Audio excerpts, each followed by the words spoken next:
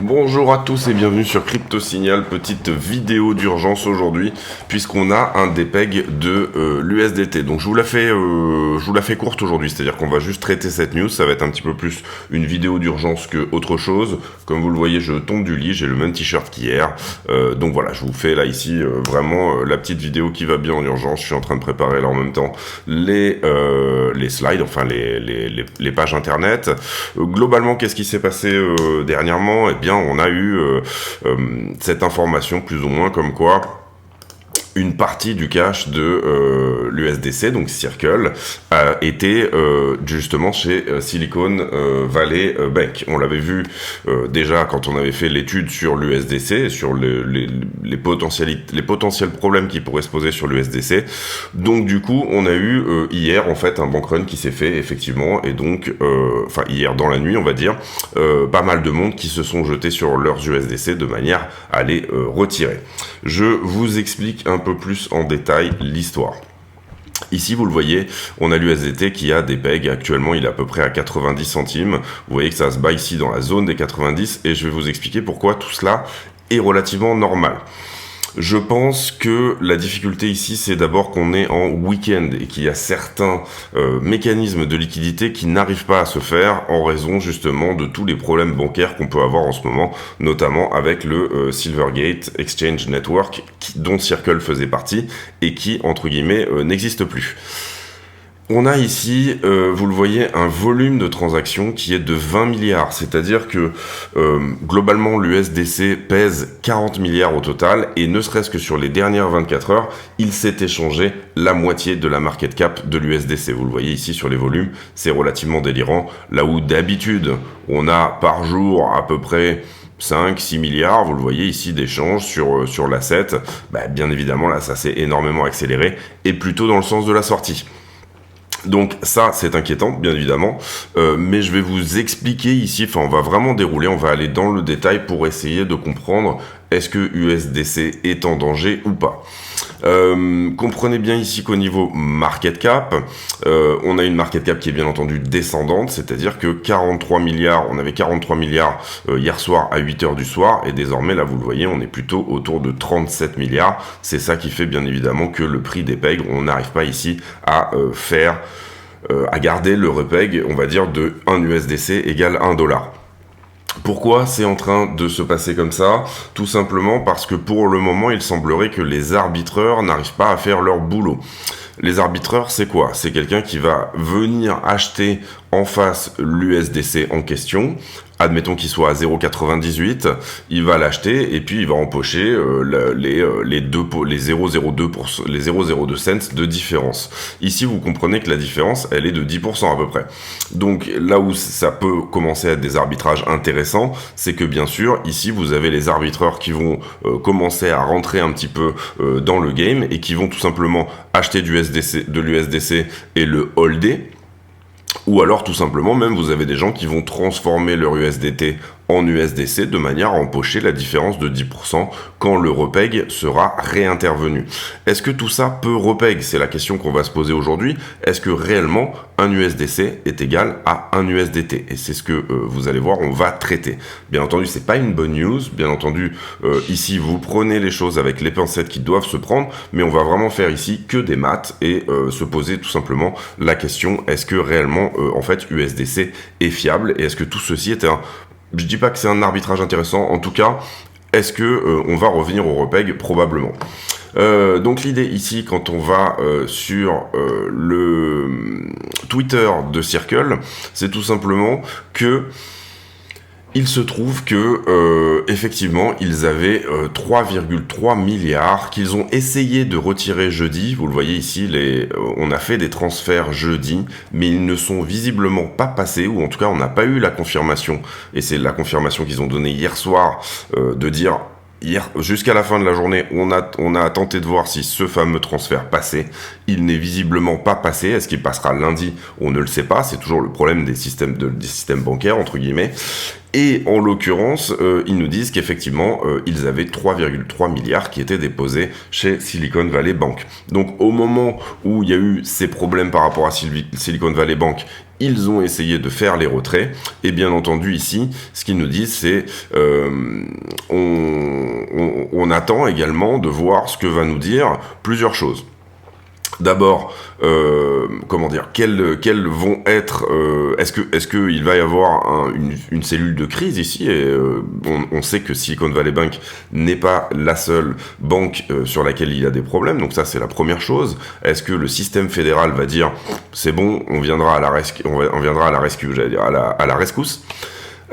Et deuxièmement, comment va se faire, puisque les dépôts ont été mis en consignation, c'est-à-dire que à ce stade, personne n'est capable ni de retirer, un petit peu comme si, on va dire, un exchange carrément arrêtait ses retraits, personne n'est capable ni de retirer ni de déposer chez Silicon Valley Bank. Donc du coup, on a en ce moment des dépôts qui sont mis en consignation par plus ou moins un organisme d'assurance, on va dire. C'est-à-dire que à ce moment-là, en fait, on gèle tout et on attend de voir ce qu'il se passe, avec en plus éventuellement le remboursement par un organisme d'assurance du système bancaire de tous les créditeurs. Excusez-moi, j'ai pas pris mon café, c'est le matin, là je vous fais ça vraiment au pied levé. Et donc bien entendu ici on a des gens qui disent oui d'accord, donc vous avez 40 milliards de réserves en face des votre 40 milliards de market cap. Un USDT minté égale $1 a priori. Vous aviez 25% en cash, ça fait 10 milliards. Donc du coup ça veut dire que vous avez 33% de votre cash qui se trouve chez SVB. Est-ce qu'on est bien d'accord avec ça? Et là, on a des réponses qui sont plutôt intelligentes, qui disent non, probablement 150 millions ou autre chose. Alors, pour commencer, on va aller voir le rapport de Deloitte qui est sorti tous les mois. Il y a une très, très bonne transparence par rapport à l'USDC. Et vous voyez qu'au 17 janvier, même au 31 janvier 2023, on avait une market cap qui était à peu près de 42 milliards. Et là, on a toute la partie en bons du trésor, on va y revenir après. Et puis, donc, on a, vous le voyez ici, 33 milliards, en tout cas fin janvier. On n'a pas encore le rapport de février, malheureusement, mais on peut estimer que on est sur la même proportion, 10 milliards en cash à peu près, et 10 milliards en bons du trésor, donc 33,6 milliards, oui, qui étaient dans des bons du trésor, et 8,5 milliards qui étaient à ce stade-là en cash. Dans diverses institutions, on avait déjà vu ce rapport, on l'avait déjà regardé ensemble quand on avait regardé effectivement ce qu'il se passait du côté de Circle, c'était il y a de ça une semaine je crois, et vous le voyez que on a une partie du cash qui est à la Bank of New York, Citizen Trust, Customers Bank, New York Bank, Flagstar Bank, quelque chose qui ne nous est pas advisé, non-advised, Signature Bank, ça c'est pas très bon, Silicon Valley Bank, ça c'est pas très bon non plus, et Silvergate Bank, encore moins bon. Alors on sait qu'a priori, ils ont réussi à retirer tout ce qu'il y avait chez Silvergate avant qu'il y ait le problème, en tout cas c'est le démenti qu'ils ont, c'est ce qu'ils ont dit, et on avait d'ailleurs fait cette étude au moment de Silvergate pour voir éventuellement ce qu'il pouvait se passer. Deuxième chose ici, Silicon Valley, vous voyez que effectivement ils ont du cash, ils nous l'ont dit, ils ont 3,3 milliards chez Silicon Valley, et Signature Bank qui est pas très bien en ce moment, donc attention à ça, combien de cash ils ont chez Signature Bank. Et je pense que c'est pour ça que le marché est dans l'attente, on s'attend probablement à avoir tout simplement la vraie ventilation de quelle quantité de cash et sur chacune de ces banques. C'est-à-dire que là, en gros, ce rapport est transparent, mais il ne nous donne pas toutes les informations. Maintenant, on peut se dire, est-ce que Circle a été intelligent? Est-ce qu'ils ont pris des bons du trésor avec une maturité très proche? C'est-à-dire que s'ils avaient pris par exemple des bons à 10 ans, des bons très très tard, eh bien à ce moment-là, ça poserait un problème puisque ces bons se sont énormément dévalués, on l'a vu, et on a vu que c'est ce qui avait posé des problèmes d'ailleurs du côté de Silvergate et du côté de Silicon Valley Bank. C'est pour ça que le marché bancaire actuellement souffre, parce qu'ils sont sur des mortgage-backed securities avec des maturités trop longues et ils les ont achetés au mauvais moment. Par contre, ici, on voit qu'effectivement, les dates de maturité sur Silvergate, j'allais dire, sur Circle, sont plutôt bonnes. Ici, vous le voyez, 13 avril. On est en gros sur que des bons qui sont à 3 mois et qui sont renouvelés. On le voit vraiment, tout est en 2023 et tout est globalement à peu près autour de... C'est que des bons à 3 mois, concrètement. Donc, c'est des bons qui se dévaluent, bien entendu, très peu et surtout qui, en ce moment, ont plutôt un bon rendement puisque, en ce moment, on évalue une inflation assez forte en ce moment. Donc, l'inflation à 3 mois, on évalue qu'elle est relativement forte. Donc, les bons à 3 mois sont plutôt bien rémunérés. Donc ça, déjà, ça nous permet de dire, bon, en tout cas, au moins, ils n'ont pas, on va dire, des Treasury Securities qui sont pourraves, entre guillemets, s'ils devaient avoir à les vendre, ce qui n'est pas possible en week-end, mais s'ils devaient avoir à les vendre, si vraiment on avait un bank run massif, on sait que, à minima, 33 milliards pourraient être couverts assez facilement et à peu près dans la zone, on va dire, même si ça devait vraiment se faire extrêmement rapidement, à peu près dans la zone, il y aurait une dévaluation très faible de ces bons. Ça, c'est la première chose. Ensuite, je vous le rappelle, on n'a pas la ventilation, c'est-à-dire qu'on ne sait pas sur les banques dont on nous parle ici, quelles sont les banques, combien il y a de cash sur quelle banque. On sait simplement que oui, en effet, on a 30% de ce cash qui est chez Silicon Valley Bank. Probablement d'ailleurs même tous les retraits qui ont été faits chez Silvergate au moment où il y avait le problème sont probablement passés en partie chez Silicon Valley Bank. Donc ça, il faut bien comprendre que oui, en effet, il y a effectivement une couille dans le potage. Maintenant, et c'est ce qu'on va voir sur ce tweet de Adam Cochrane, vous avez un fonds qui est mis en place quand vous avez ce type de problème, qu'une banque dit, bon, là je peux plus, il faut que tout s'arrête et puis on verra. En gros, c'est un petit peu ça, vous avez un organisme qui rentre en compte qui s'appelle le FDIC et du coup qui va bloquer bien évidemment une bonne partie des assets. Et en l'occurrence ici, alors ce qu'on nous montre, et il faut bien comprendre que Silicon Valley Bank, je vais mettre en pause, je vais vous trouver ça une petite seconde. Donc la faillite de Silicon Valley Bank, il faut bien comprendre que c'est pas anodin. Il s'agit de la deuxième plus grosse faillite bancaire de l'histoire des États-Unis, et l'autre étant Washington Mutual Bank en 2008. Donc il faut bien comprendre qu'on n'est pas ici, et vous le voyez sur toute la partie 2008-2009, suite en fait à tous les créditeurs de Lehman Brothers, etc., on avait eu bien évidemment beaucoup de faillites bancaires qui s'étaient mises en place. Donc bien comprendre ça, on parle pas ici non plus de quelque chose d'anodin, au travers, on parle de Circle, mais ce que je veux dire, c'est que c'est pas quelque chose d'anodin.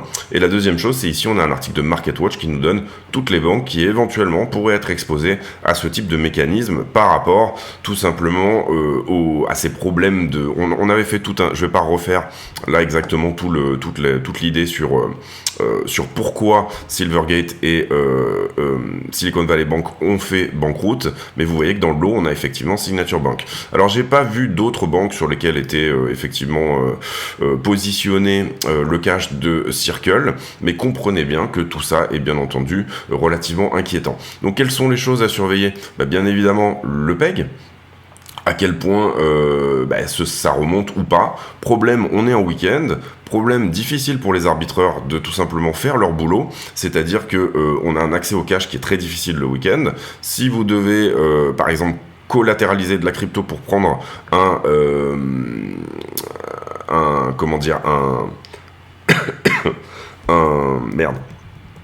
prêt par exemple en dollars pour venir faire votre boulot d'arbitrage. Avant c'était possible avec Signature, avec Silvergate, maintenant ça n'est pas possible.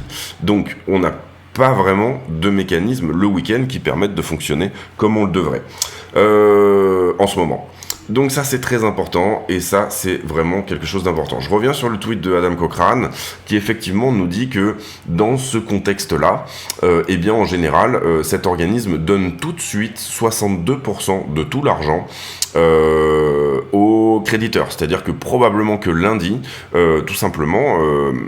USDC, Circle, va toucher à minima à peu près 2 milliards en cash. Ça, c'est la première chose. La deuxième chose, c'est au paiement final, en général, en tout cas, c'était ce qui s'était passé dans des process similaires, et bien du coup, ils avaient récupéré 94%.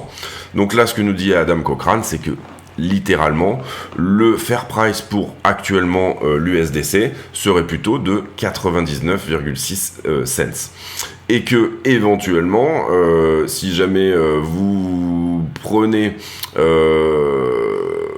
quelque chose comme... Enfin, en gros...